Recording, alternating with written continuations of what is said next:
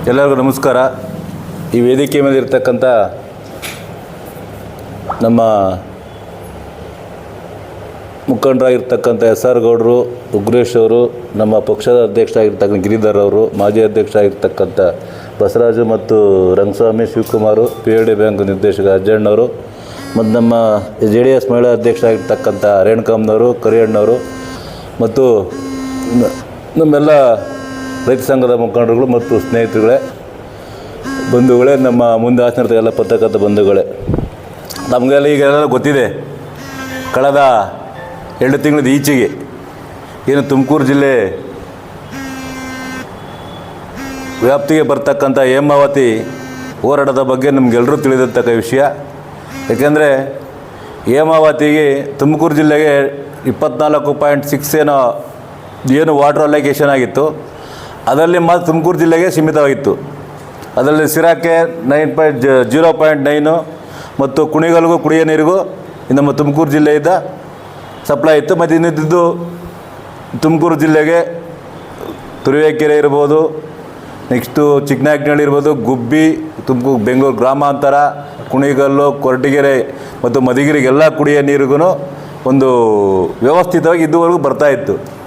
ಇತ್ತೀಚೆಗೆ ಈ ಸರ್ಕಾರ ಬಂದ ಮೇಲೆ ಮಾನ್ಯ ಮುಖ್ಯಮಂತ್ರಿಗಳಾಗಿರ್ತಕ್ಕ ಸಿದ್ದರಾಮಯ್ಯರು ಮತ್ತು ಉಪಮುಖ್ಯಮಂತ್ರಿಗಳು ಆಗಿರ್ತಕ್ಕಂಥ DK ಶಿವಕುಮಾರ್ ಅವರು ರಾಮನಗರ ಜಿಲ್ಲೆಗೆ, ಅದರಲ್ಲೂ ಮಾಗಡಿ ತಾಲೂಕು ಮತ್ತು ರಾಮನಗರ ತಾಲೂಕಿಗೆ ಹೆಚ್ಚಿನದಾಗಿ ನೀರನ್ನು ತೆಗೆದುಕೊಡ್ಬೇಕಂತೇಳಿ ಗುಬ್ಬಿ ತಾಲೂಕಿಂದ ಒಂದು ಲಿಂಕ್ ಕ್ಯಾನೆಲ್ಲ ಹೊಡೆದ್ಬಿಟ್ಟು ಹೆಚ್ಚಿನ ನೀರು ತಗೊಂಡೋಗ್ಬೇಕಂತೇಳಿ ಈಗಾಗಲೇ ಪ್ರಯತ್ನಪಟ್ಟು ಸುಮಾರು ಕಾಮಗಾರಿಯನ್ನು ಈಗಾಗಲೇ ಸ್ಥಾಪನೆ ಮಾಡಿತ್ತು. ಆ ಸ್ಥಾಪನೆ ಸಂದರ್ಭದಲ್ಲಿ ಎಲ್ಲ ವಿವಿಧ ಪಕ್ಷಗಳು, ಅದರಲ್ಲೂ ನಮ್ಮ JDS ಮತ್ತು BJP ಪಕ್ಷದ ಮುಖಂಡರುಗಳು, ನಮ್ಮ ಶಾಸಕರು ಆಗಿರ್ತಕ್ಕಂಥ ಸುರೇಶ್ ಗೌಡರು, ಜ್ಯೋತಿ ಗಣೇಶ್, MT ಕೃಷ್ಣಪ್ಪ, ಸುರೇಶ್ ಬಾಬು ಅವರು ಮತ್ತು ದಿಲೀಪ್ ಕುಮಾರ್ ಅವರು, ಹೆಬ್ಬಾಕ ರವಿ ಅವರು ಮತ್ತು ಎಲ್ಲ ಮುಖಂಡರು, ರೈತ ಸಂಘದ ಮುಖಂಡರುಗಳೊಂದಿಗೆ ಹೋರಾಟವನ್ನು ಮಾಡಿ ಅದು ತಾತ್ಕಾಲಿಕವಾಗಿ ಸ್ಥಗಿತಗೊಂಡಿದ್ದರು. ಮೊನ್ನೆ ಸುಮಾರು ಇದ್ದಕ್ಕಿದ್ದಂಗೆ ಒಂದು ವಾರದ ಈಚೆಗೆ ಕೆಲಸವನ್ನು ಪ್ರಾರಂಭ ಮಾಡಿದ್ದಾರೆ. ಆ ಪ್ರಾರಂಭ ಮಾಡಿದ ಸಂದರ್ಭದಲ್ಲಿ ನಮ್ಮ ರೈತ ಸಂಘದ, ನಮ್ಮ ಪಕ್ಷದ ಮುಖಂಡರುಗಳು ಎಲ್ಲರೂ ಹೋಗಿ ಅದನ್ನು ತಡೆದಿದ್ದಾರೆ. ತಡೆದುಬಿಟ್ಟು ಏನು ಮಾಡಿದ್ದಾರೆ, ಅದು ತಾತ್ಕಾಲಿಕವಾಗಿ ಜಿಲ್ಲಾಡಳಿತ ಅದನ್ನು ಸ್ಥಗಿತಗೊಳಿಸಿದೆ. ಅದಾದಮೇಲೆ ಏನು ಮಾಡಿದ್ದಾರೆ ಅಂತ, ಕೆಲವು ಸ್ವಾಮೀಜಿಗಳು ಹೋರಾಟದಲ್ಲಿ ಭಾಗಿಯಾಗಿದ್ದರು, ಕೆಲವು ರೈತರ ಮುಖಂಡರು ಭಾಗಿದ್ದು, ನಮ್ಮ JDS ಮತ್ತು BJP ಪಕ್ಷದ ಶಾಸಕರು, ಮುಖಂಡರುಗಳು, ಗುಬ್ಬಿ ತಾಲೂಕಿನ ಮುಖಂಡರುಗಳು, ತುರುವೇಕೆರೆ ತಾಲೂಕು, ತುಮಕೂರು ಜಿಲ್ಲೆ ಬರ್ತಕ್ಕಂಥ ಎಲ್ಲ ಮುಖಂಡರುಗಳು ಮತ್ತು ಸಿರಾ ತಾಲೂಕಿನ ಮುಖಂಡರುಗಳು ಎಲ್ಲರೂ ಭಾಗಿಯಾಗಿ ಹೋರಾಟಕ್ಕೆ ಬೀದಿಗಿಳಿದಿದ್ದು. ಅಂಥ ಸಂದರ್ಭದಲ್ಲಿ ಪೊಲೀಸ್ನವರು ಏಕಾಏಕಿ ಲಾಠಿ ಚಾರ್ಜ್ ಮಾಡಿ ಸುಮಾರು 13 ದಿನ ಮೇಲೆ ಸ್ವಾಮೀಜಿಗಳು ಮತ್ತು ಶಾಸಕರ ಮೇಲೆ FIR ಅನ್ನು ದಾಖಲು ಮಾಡಿ ಕೆಲವು ನಮ್ಮ ಮುಖಂಡರುಗಳನ್ನು ಅರೆಸ್ಟ್ ಮಾಡಿ ಇವತ್ತು ಜೈಲಿನಲ್ಲಿ ಕಸ್ಟಡಿಯಲ್ಲಿದ್ದಾರೆ. ಇದು ವ್ಯವಸ್ಥಿತಗೆ ಮಾಡ್ತಕ್ಕಂಥ ನಮ್ಮ ಕಾಂಗ್ರೆಸ್ ಪಕ್ಷ ಆಡಳಿತ ಏನು ನಮ್ಮ ರಾಜ್ಯದಲ್ಲಿ ಮಾಡಿದ್ದೆ, DK ಶಿವಕುಮಾರ್ ಮತ್ತು ಸಿದ್ದರಾಮಯ್ಯ ಸರ್ಕಾರ ನಮ್ಮ ರಾಜ್ಯದಲ್ಲಿ ಸುಮಾರು ದಬ್ಬಾಳಿಕೆಯಿಂದ ಈ ಸರ್ಕಾರ ನಡೆಸ್ಕೊಂಡ್ಬಂದಿದ್ದಾರೆ. ಯಾಕೆಂದರೆ ನಾವು ಕುಣಿಗಲ್ಲಿಗೆ ತಗೊಂಡೋಗೋಕ್ಕೆ ಏನಿಲ್ಲ, ಯಾಕೆಂದರೆ ಅದು ಅಲೋಕೇಶನ್ ಇದೆ. ಕುಣಿಗಲ್ಲಿ ಕುಡಿಯೋ ನೀರಿಗೆ ಅಲೋಕೇಶನ್ ಇದೆ, ಅದರಲ್ಲಿ ನಮ್ಮ ಅಭ್ಯಂತರ ಇಲ್ಲ ಕುಣಿಗಲ್ ತಗೊಳ್ಳೋದು. ಬಟ್ ಮಾಗಡಿ ಮತ್ತು ರಾಮನಗರ ತಗೊಳಕ್ಕೆ ನಮ್ದು ಅಭ್ಯಂತರ ಇದೆ. ಯಾಕೆಂದರೆ ಅಲ್ಲಿ ಅಲೋಕೇಶನೇ ಇಲ್ಲ, ಎಲ್ಲಿಗೆ ರಾಮನಗರ ಮತ್ತು ಮಾಗಡಿ ಜಿಲ್ಲೆಗೆ ಅಲೋಕೇಶನ್ ಇಲ್ಲ ನೀರು.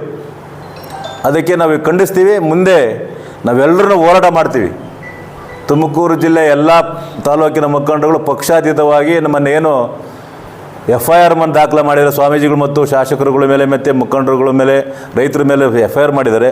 ಅದನ್ನು ನಾವೆಲ್ಲರೂ ಖಂಡಿಸ್ತೀವಿ. ಮತ್ತು ಈಗಾಗಲೇ ಕೂಡಲೇ ರಾಜ್ಯ ಸರ್ಕಾರ ಕ್ಯಾಬಿನೆಟ್ ಡಿಸೈಡ್ ಮಾಡಿ FIR ರದ್ದು ಮಾಡಬೇಕಂತೇಳಿ ನಾವು ಈ ಪತ್ರಿಕಾ ಮುಖಾಂತರ ಅವರನ್ನು ನಾವು ಆಗ್ರಹ ಮಾಡ್ತೀವಿ. ಮತ್ತು ಸಿರಾ ತಾಲೂಕಲ್ಲಿ ಕುಡಿಯೋ ನೀರಿಗೆ 0.9 ಅಲೋಕೇಶನ್ ಇದೆ. ಅದರಲ್ಲಿ ನಮ್ಮ ಶಾಸಕರು ಯಾಕೆ ಬಾಯಿ ಮುಚ್ಚಲು ಯಾಕೆ ಮೌನವಹಿಸಿದ್ದಾರೆ? ಅದಕ್ಕೆ ಯಾಕೆ ಮೌನವಹಿಸಿದ ನಮಗೆಲ್ಲ ಅನುಮಾನ ಬರ್ತೈತೆ. ಪಕ್ಷದ ಸರ್ಕಾರಕ್ಕೆ ಏನಾದರೂ ಎದುರ್ಕೊಂಡು ಸುಮ್ಕಿದಾರೋ, ಇದಕ್ಕೆ ಮುಂದೆ ರಾಜಕೀಯ ಭವಿಷ್ಯಕ್ಕೇನು ಎದುರ್ಕೊಂಡು ಸುಮ್ಕಿದಾರೋ ದೇವರಿಗೆ ಗೊತ್ತಿಲ್ಲ. ಅದಕ್ಕೆ ಶಾಸಕರು ನೇರವಾಗಿ ಹೋರಾಟ ಮಾಡಬೇಕಂತೇಳಿ ನಾನು ಅವ್ರ ಜೊತೆಯಲ್ಲಿ ನಾವು ಇರ್ತೀವಿ. ಏಕೆಂದರೆ ಅದು ನಮ್ಮ ಹಕ್ಕು. ನಾವು ಪಕ್ಷಾತೀತ ಹೋರಾಟ ಮಾಡಬೇಕಾಗತ್ತೆ. ಪಕ್ಷಾತೀತ ಹೋರಾಟ ಮಾಡಬೇಕಾಗತ್ತೆ. ನಾವು ಶಾಸಕರು ಅವ್ರ ಮೌನವನ್ನು ಮುರಿಬೇಕು. ಮತ್ತು ನಮ್ಮ ಜಿಲ್ಲೆಗೆ ಆಗಿರ್ತಕ್ಕಂಥ ಅನ್ಯಾಯದ ಬಗ್ಗೆ ಅವರು ಧ್ವನಿ ಎತ್ತಬೇಕಂತೇಳಿ ನಾವು ಪತ್ರಿಕಾ ಮುಖಾಂತರ ಅವ್ರು ಆಗ್ರಹ ಮಾಡ್ತೀವಿ.